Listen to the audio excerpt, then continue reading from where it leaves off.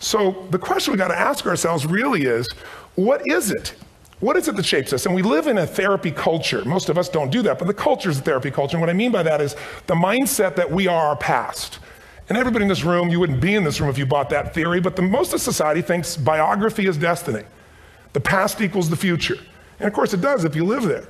But what people in this room know, and what we have to remind ourselves though, because you can know something intellectually, you can know what to do and then not use it, not apply it. So really what we got to remind ourselves is decision is the ultimate power. That's what it really is. Now, when you ask people, you know, have you failed to achieve something? How many have ever failed to achieve something significant in your life? Say, aye. Thanks for the interaction on a high level there.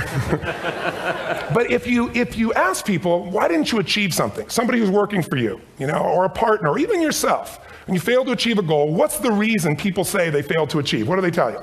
Didn't know enough, didn't have the knowledge, didn't have the money, didn't have the time, didn't have the technology, you know, I didn't have the right manager, didn't have the Supreme Court.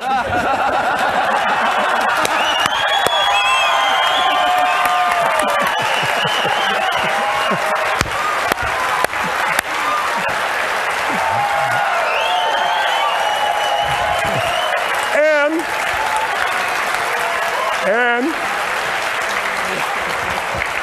what do all those, including the Supreme Court, have in common?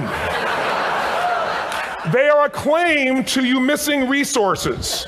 And they may be accurate. You may not have the money. You may not have the Supreme Court. But that is not the defining factor.